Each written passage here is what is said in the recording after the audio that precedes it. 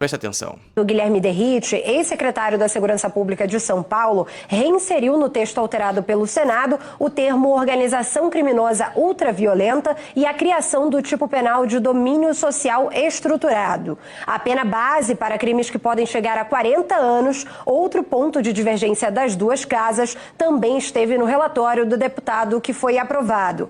A questão de divisão de bens e valores apreendidos foi mais um item retomado pelo relator, que restaurou o trecho que previa a divisão em partes iguais entre o Fundo Nacional de Segurança Pública e o Fundo Estadual de Segurança Pública para operações conjuntas. A previsão de corte de auxílio reclusão destinado a familiares de líderes de facções, bem como a restrição ao direito de voto dos presos envolvidos nessas organizações, foi retomada. E nessa mesma esteira foi restabelecido o cumprimento de pena exclusivamente em estabelecimentos penais federais. Ou seja, meus amigos, nessa eleição o Lula não vai ter voto de presidiário. É exatamente isso que você escutou. Presta atenção, agora o Van Hatten e o nosso querido Derrite falando. Boa noite, uma das maiores alegrias dos meus 2 mandatos é ver que acabamos de aprovar o projeto de lei antifacção, inclusive com emenda nossa, para que preso não possa mais votar. Nessa eleição,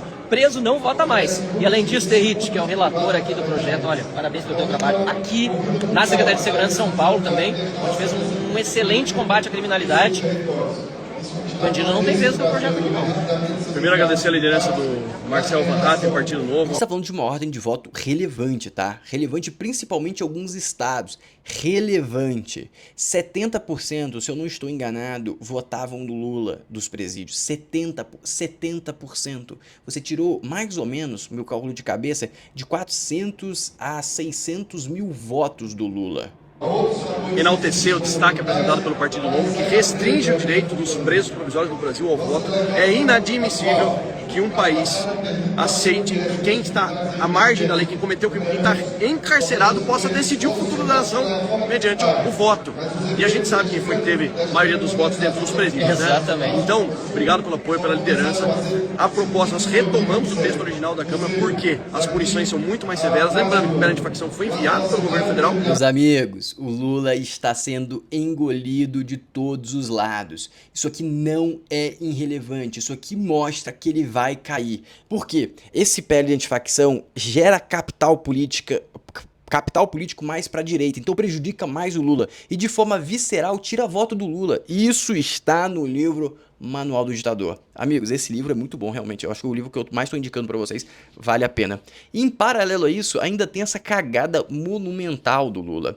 Veja a comparação de preços de um computador que custava R$5.000 antes e agora, depois do novo imposto, vai custar R$8.700. Amigos, os computadores já iriam ficar mais caros só por causa da questão da planta de memória RAM do mundo. Memória RAM saiu de R$400 para R$1.200, R$1.800. Não é brincadeira, isso é um contexto global. Já mandei áudio no grupo explicando sobre isso. E agora o Lula coloca mais imposto sobre o aumento. Ele está tornando a tecnologia inacessível no país. Lamentável, isso aqui é uma grande vergonha. E vamos bater. Isso aqui vai tirar voto dele. A gente tem que fazer isso tirar voto. Olha só, então só para recapitular aqui bem basicamente. A gente tem carnaval tirando voto, a gente tem imposto tirando voto, a gente tem esse PL que tirou os bandidos de votar tirando voto. Percebe que a situação dele está cada vez mais complicada, né? E não para por aqui, não para por aqui. Agora presta atenção nesse relato aqui, ó. Estadão. Tempo fechou no Palácio do Planalto. O governo e o PT batem cabeça sobre como conter a crise com os evangélicos por causa da ala intitulada Neoconservadores em Conserva no desfile da Escola de Samba Acadêmicos de Niterói. Nos bastidores, há uma caça às bruxas em curso. Dirigentes do PT e ministros buscam culpados pela queda da aprovação do presidente Lula, enquanto o senador Flávio Bolsonaro, pré-candidato do PL, vai ganhando terreno. O Planalto recebeu informações de que levantamentos feitos depois do carnaval mostram revés para o presidente. O deputado Gilmar Tato, que é vice-presidente do PT, disse que não adianta o governo apenas sinalizar com vídeos explicativos para os evangélicos. Ele afirmou: é preciso ter uma foto, a imagem é tudo. O presidente tem que se reunir com bispos e com pastores. Irritado com toda essa polêmica... Que bispo e pastor que vai querer que se encontrar com Lula? Só ter maluco, só se for odiado pela própria paróquia. polêmica, Lula fez questão de avisar que no retorno ao Brasil visitará acadêmicos de Niterói para agradecer a homenagem. Vai piorar mais ainda. Janja, pelo amor de Deus, Janja é muito boa. Cara, a gente tem que fazer uma estátua da Janja, pô.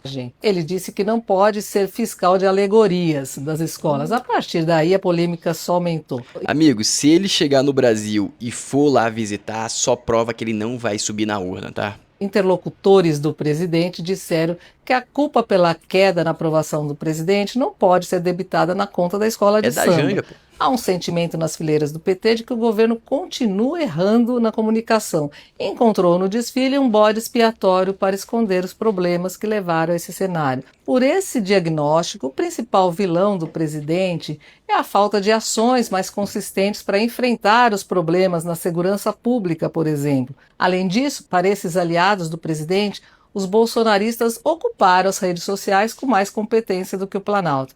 O ministro da Secretaria de Comunicação Social, Sidônio Palmeira, nunca responde a esse tipo de crítica. Ele costuma dizer: eu não faço o vento, eu estendo a vela e posiciono a direção.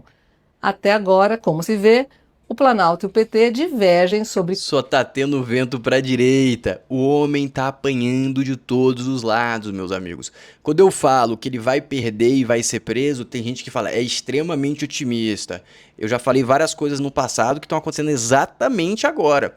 Se o vento continuar nessa direção que tá indo, o caminho vai ser esse. Derrota monumental do Lula e, em sequência, prisão. O ponto da prisão pode ter uma variável porque ele pode sair de Somebody Love. Ele pode morar na China, Rússia, algum buraco desse. Seguindo agora, presta atenção como o movimento não é só nacional, como existe uma mão e uma influência externa, que existe um laranjão abençoando os brasileiros. Presta atenção.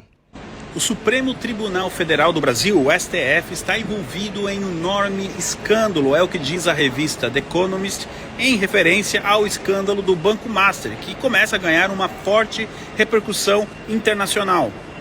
A matéria ainda diz que alguns dos juízes mais poderosos do mundo têm uma relação excessivamente próxima com o mundo político e empresarial. Este é um trecho da matéria da The Economist repercutindo o escândalo do Banco Master e as consequências disso no STF. O link desta matéria da The Economist os senhores encontram aqui mesmo no meu perfil nos stories do Instagram. Eu gostaria de... meus amigos, tá vendo? Tá repercutindo internacionalmente. STF virou alvo generalizado. E não se esquece de curtir o vídeo e se inscrever no canal pra gente salvar o Brasil em 2026.